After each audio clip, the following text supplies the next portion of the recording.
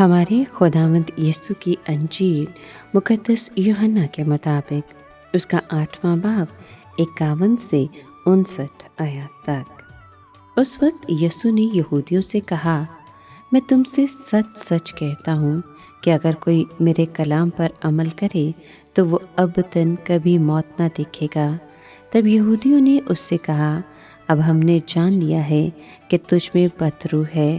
ابراہیم اور انبیاء مر گئے اور تو کہتا ہے کہ اگر کوئی میرے کلام پر عمل کرے تو ابداً کبھی موت کا مزہ نہ چکھے گا۔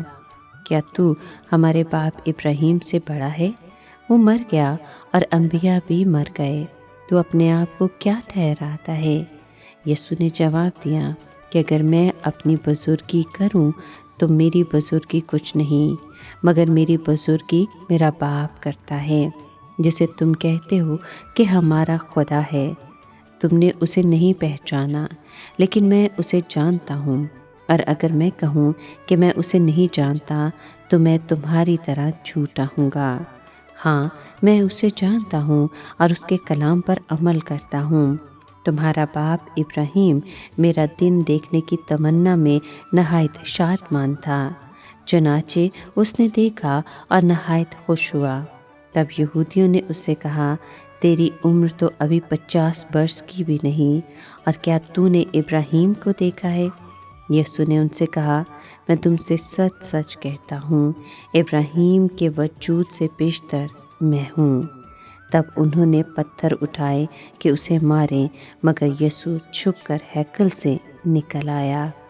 پاک کلام کے پڑھے اور سنے جانے پر خداوند کی برکت ہو، خدا کا شکر ہو۔ غور کریں کہ یسوع نے اپنے دشمنوں کو کیسے آرام سے جواب دیا۔ اس کی تعلیمات کسی ایسے آدمی کی باتیں نہ تھیں جس میں بدروح ہو، بلکہ اس شخص کی باتیں تھیں جو اپنے باپ کی عزت کرتا ہے، یعنی خدا کی عزت کرتا ہے۔ ان کو معلوم ہونا چاہیے تھا کہ وہ کسی وقت بھی اپنی بزرگی نہیں چاہتا تھا۔ اس کا ہر کام اپنے باپ کی بزرگی دینے کے لیے ہوتا تھا۔ اگرچہ اس نے ان پر الزام لگایا کہ تم میری بے عزتی کرتے ہو، مگر اس کا ہرگز یہ مطلب نہیں کہ وہ اپنی بزرگی چاہتا تھا۔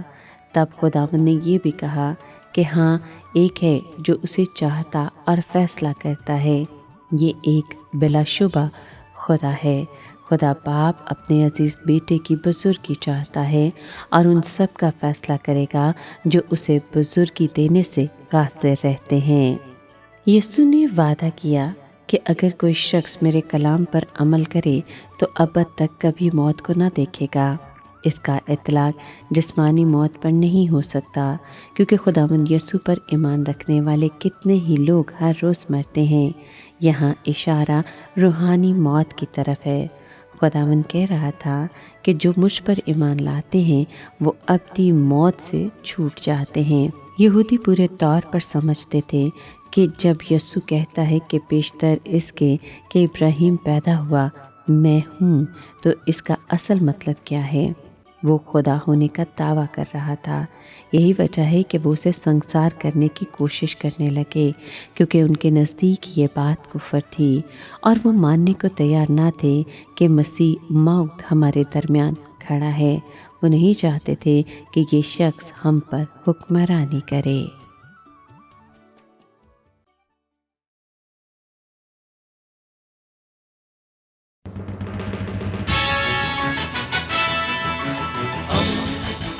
دوستی کا پیمبر، ریڈیو ویریتاس ایشیا۔